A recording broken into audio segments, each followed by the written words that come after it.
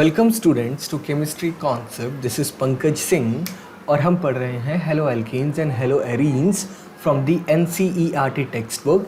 ये इस चैप्टर की 4th वीडियो है। बाकी वीडियोस के लिंक आपको इस वीडियो की डिस्क्रिप्शन में मिल जाएंगे, you can go through them. और अगर आपने अब तक नहीं किया है तो इस चैनल को सब्सक्राइब कर लीजिए and please hit the bell icon so that whenever video is uploaded you come to know about this. Let's start the topic.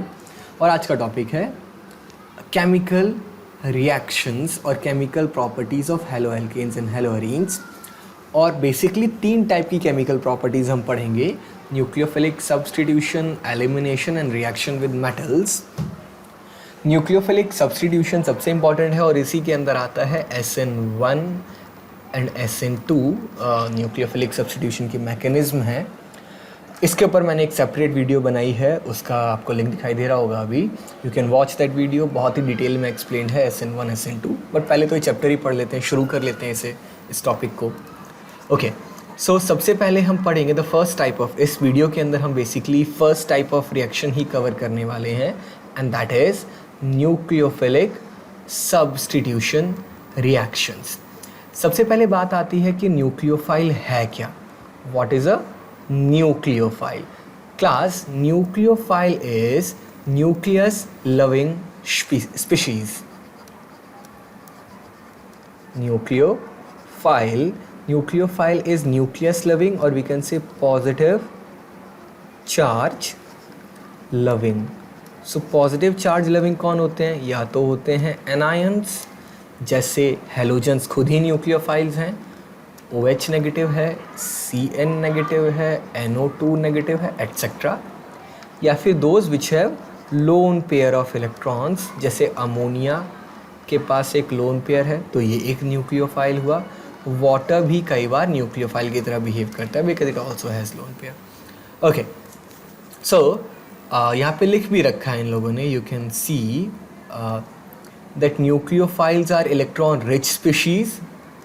ठीक है, अच्छा, so the reaction in which a nucleophile replaces another nucleophile is called nucleophilic substitution reaction। मैं आपको एक example देता हूँ। an example is let's say अगर मैं R क्यूब, मैं ऐसे लिख देता हूँ, चलिए, CH3Cl की जब आप रिएक्शन एक्वस KOH के साथ कराते हैं तो यहाँ पे क्या बनता है कि Cl की जगह OH आ जाता है और KCl बन जाता है। अगर मैं इसी को दूसरी फॉर्म में लिखूँ तो I can write it like CH3Cl की रिएक्शन हुई OH नेगेटिव से, K को हटा देते हैं तो बना CH3OH प्लस Cl नेगेटिव। तो हम ये देख सकते हैं क्लास कि one nucleophile OH negative has replaced another nucleophile. So one nucleophile OH negative has replaced another nucleophile Cl की जगह OH आ गया। तो nucleophile replacing or substituting another nucleophile, that's why it is called nucleophilic substitution reaction। यहाँ लिखा भी है the reaction in which a nucleophile replaces already existing nucleophile in a molecule is called nucleophilic substitution reaction। ठीक है, is called nucleophilic substitution reaction। okay, now तो एक अब कौन कौन सी हो सकती हैं न्यूक्लियोफिलिक सब्स्टिट्यूशन रिएक्शंस। पहली तो बात ये आती है, अच्छा एक चीज़ और, न्यूक्लियोफाइल को ना जनरली जितने भी न्यूक्लियोफाइल्स हैं उन्हें रिप्रेजेंट किया जाता है Nu नेगेटिव से। तो अगर मैं ऐसे लिख दूं कि एक एल्काइल हैलाइड है, उस एल्काइल हैलाइड पे न्यूक्लियोफाइल ने अटैक किया और ख़ुद बन जाएगा वो RNU और X रिप्लेस हो जाएगा। तो ये एक जनरल तरीका हुआ to represent any nucleophilic substitution reaction. अब क्लास 1-2 चीज़ याद रखनी है कि order of reactivity of nucleophile. देखिए मैं आपको ना, अच्छा गिव मी अ मिनट। अच्छा क्लास, मैं ना आपसे एक सवाल पूछता हूँ या फिर आप खुद ही बता दीजिए, मतलब पहले तो ये बताइए कि क्या मतलब अगर मैं चाहता हूँ कि जो न्यूक्लियोफिलिक सब्स्टिट्यूशन है, that is the nucleophile which is replacing an halogen atom, ये रिएक्शन अगर फास्ट हो तो क्या रिक्वायरमेंट होगी? पहली रिक्वायरमेंट तो यही है ना कि एक्स आसानी से हट जाए। एक्स का जो बॉन्ड हो अगर वो बहुत ज़्यादा स्ट्रांग हो गया तो न्यूक्लियोफाइल से रिप्लेस नहीं कर पाएगा, ठीक है? तो उसे एक्स को बोलते हैं हम leaving group, it is called a leaving group. अच्छा एनीवे, ज़रा मुझे एक बात बताइए, CH3F, CH3 Cl, CH3Br और CH3I, ये सब में हेलोजन अलग अलग हैं। आपको क्या लगता है किस हेलोजन को रिप्लेस करना ज़्यादा इजी है? मैं हेल्प कर देता हूँ। एक में है कार्बन फ्लोरीन बॉन्ड, दूसरे में है कार्बन क्लोरीन बॉन्ड, तीसरे में है कार्बन ब्रोमीन बॉन्ड और आखिरी वाले में है कार्बन आयोडाइड बॉन्ड। अब देख सकते हैं मैंने ना कार्बन का साइज़ तो सेम रखा है, हेलोजन का साइज़ अलग कर दिया है, क्योंकि यही होता ही है। फ्लोरीन सबसे छोटा, फिर क्लोरीन बड़ा, फिर ब्रोमीन बड़ा और आयोडीन सबसे बड़ा। अब देखिए साइज़ जितना बड़ा होगा ना, सेंटर ऑफ द न्यूक्लियसिस की डिस्टेंस उतनी ज़्यादा होगी। सेंटर ऑफ द न्यूक्लियसिस के बीच के डिस्टेंस को कहते हैं बॉन्ड लेंथ, यानी बॉन्ड उतना बड़ा होगा और बॉन्ड उतना वीक होगा। तो सबसे आसानी से वो बॉन्ड टूटता है जो सबसे बड़ा होता है। तो अगर कोई मुझसे ऑर्डर ऑफ रिएक्टिविटी पूछे तो इसलिए alkyl iodides are most reactive, because iodine को बड़े आसानी से रिप्लेस किया जा सकता है, इसका बॉन्ड सबसे बड़ा और सबसे वीक है। उसके बाद आते हैं RBr, उसके बाद आएंगे RCl और सबसे कम रिएक्टिव होते हैं RF। डेफिनेटली ये सिर्फ तब एप्लीकेबल है व्हेन R इज़, जितने भी R ग्रुप हैं they all are same alkyl group, same groups. तो क्लास ये इम्पॉर्टेंट है, they will be asking in the exam कि बताइए CH3F और CH3I में से which one is more reactive? Will say CH3I। क्यों? क्योंकि आयोडीन को रिप्लेस करना इजी है और आयोडीन इज़ अ बेटर और good leaving group. Leaving group मतलब वो जो आसानी से कार्बन को छोड़ के चला जाए, सो दैट न्यूक्लियोफाइल वहाँ पे आ सके। ओके, अब कुछ कहानी यहाँ पे गिवन है, पढ़ने की ज़रूरत हमें है नहीं ज़्यादा। अच्छा, अब ना आपको मैं कुछ रिएक्शंस दिखाता हूँ, बहुत सारी रिएक्शंस हैं।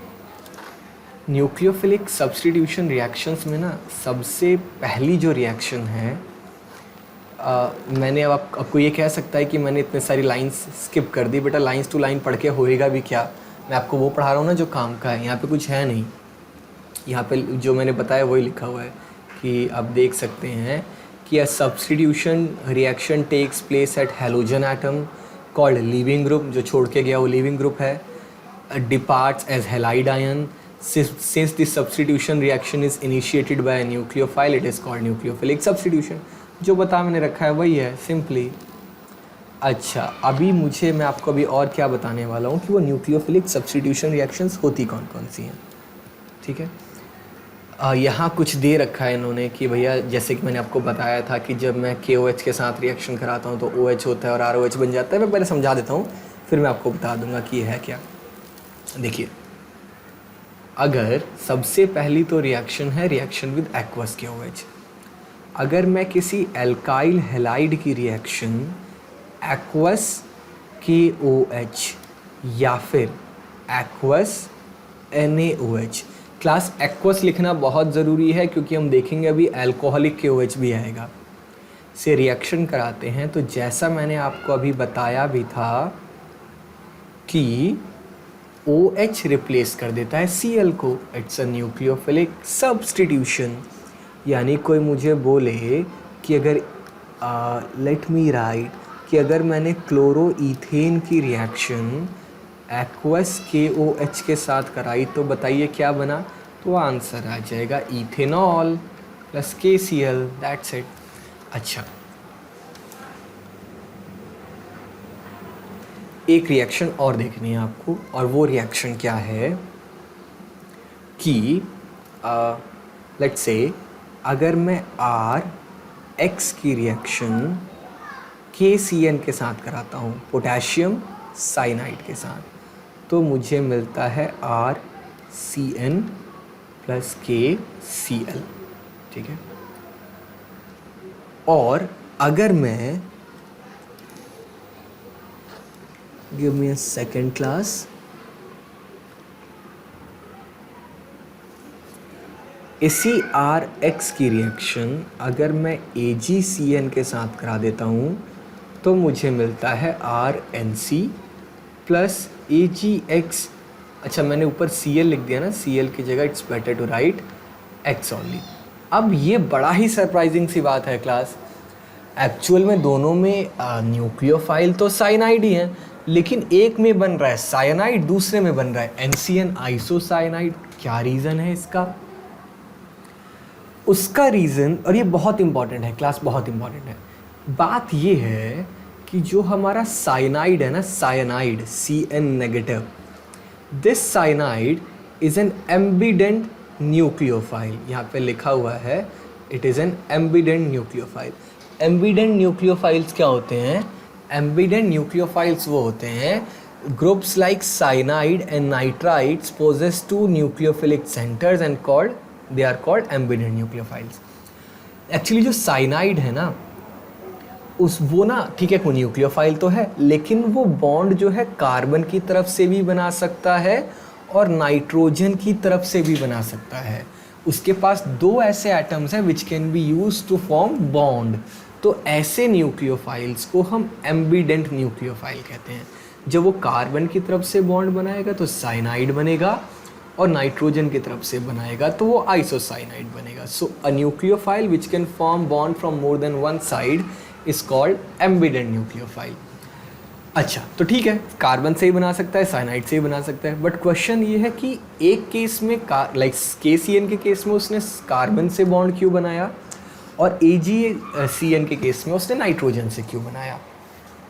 तो उसका आंसर है इन कंपाउंड्स की प्रॉपर्टी पे। Actually KCN is ionic, KCN आयनिक है, तो रिएक्शन तो एक्वा सोल्यूशन में ही होती है।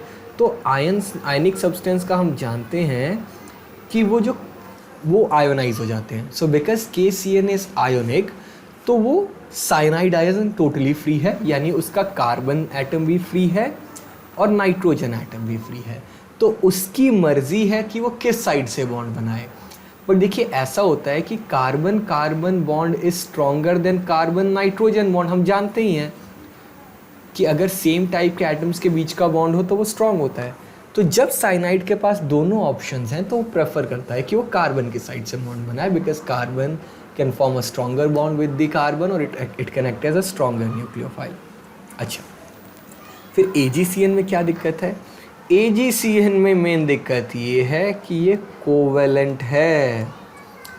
क्योंकि ये कोवेलेंट है तो carbon side is not free, so the only free side is nitrogen, it is only free. तो फिर बॉन्डिंग वहीं से होएगी। तो पहले क्या होगा कि नाइट्रोजन की तरफ से बॉन्ड बन जाएगा, फिर उसके बाद में Ag हट जाएगा। So main reason is because KCN is ionic, so cyanide ion is free, it can form bond from the carbon side or nitrogen side, but carbon forms stronger bond, so cyanide is formed. In AgCN it is covalent, carbon is always bonded covalently with the silver, it's not free, so only free side is nitrogen. Class ये रहा exam में, ये रहा बहुत बहुत important question है। हम इसी क्वेश्चन को भी डिस्कस कर रहे थे, ठीक है, इसे ही डिस्कस कर रहे थे। You can go through this. But पता है, एक साइनाइड ही अपने आप में इस टाइप का एम्बिडेंट न्यूक्लियोफाइल नहीं है। पहले तो यही पूछते हैं what are ambident nucleophile. Ambident nucleophile हमने समझ ही लिया, एग्जांपल भी हमने देख लिया, इट्स साइनाइड। एक और ऐसा ही सब्सटेंस है, कौन? वो कौन है? NO2, NO2, ठीक है। मैं कहाँ बना दूँ इसे? देखिए, वो जो दूसरा न्यूक्लियोफाइल है वो है नाइट्रेट आयन, उसकी स्ट्रक्चर होती है ऐसी, ठीक है। नाउ ये जो नाइट्रेट आयन है इसके पास भी दो डोनर एटम्स हैं, एक कार्बन, एक ऑक्सीजन और एक नाइट्रोजन। वो कहीं से ही बॉन्ड बना सकता है। बट फिर अगर मैं KONO की बात करूं तो जो KONO है ना वो होता है आयोनिक, बिल्कुल वैसा ही जैसा अभी साइनाइड के केस में था। सो K is free and ONO is free. तो अब इस नाइट्रेट आयन के पास में कार्बन साइड भी फ्री है और ऑक्सीजन साइड भी फ्री है और नाइट्रोजन भी फ्री है for the bonding, but oxygen forms stronger bond. ठीक है, तो इसी वजह से अगर मैं किसी RX की रिएक्शन के NO2 के साथ में करा दूं, ये एक्चुअल में ONO होता है बट KNO2 लिखते हैं, तो इसमें बनेगा RONO, जो बॉन्डिंग होएगी वो होगी ऑक्सीजन के साइड से। बट वही बात अगर मैं AgONO की बात करूं तो दिस AgONO इज कोवेलेंट, और क्योंकि ये कोवेलेंट है तो ऑक्सीजन साइड तो फ्री है ही नहीं, so the only free side is nitrogen, और उस केस में जो बॉन्डिंग होगी वो फिर लेट मी क्लियर, वो नाइट्रोजन की साइड से ही होगी। तो AgONO forms R, oxygen side तो फ्री है नहीं तो नाइट्रोजन से होगी तो RNO2। तो फिर वही रीज़न आ सकता है कि पोटेशियम के साथ नाइट्राइट बनता है और सिल्वर के साथ नाइट्रो एल्केन बनता है। क्या रीज़न है इसके पीछे? वही सेम रीज़न जो साइनाइड के था, किस केस में था कि NO2 is an ambident nucleophile. In KNO2 it is ionic, so oxygen and nitrogen both are free, but oxygen forms stronger bond, so bonding takes place from the oxygen side. But in AgNO2 a bond is covalent, so oxygen is not free and the only free side is nitrogen. That's it. तो हमने पढ़ ली nucleophilic substitution. अब आता है nucleophilic substitution का mechanism, और class में आपको बता देता हूँ, मैंने इसे स्टार्टिंग में ही बताया था। न्यूक्लियोफिलिक सब्स्टिट्यूशन रिएक्शंस के लिए मैंने एक सेपरेट वीडियो बना रखी है for the SN1 and SN2। You can go through that video, उसका लिंक अभी आपको विजिबल होगा, you can C on your screen itself. You can go through this SN1, उस वीडियो के थ्रू जाइए, बहुत डिटेल्ड में एक्सप्लेन है, बहुत बच्चों को पसंद आता है। You can see the comments also, go through that. अगर समझ में ना आए you can always ask, you can come back and ask me in the comment section, मैं दोबारा एक और एक्सप्लेन कर दूंगा, वीडियो बना दूंगा। That video is sufficient. I hope this was clear to you. If you have any doubt you can ask in the comment section, और please like stay tuned with the channel, अभी हम और videos भी upload करेंगे इस chapter की। Thank you.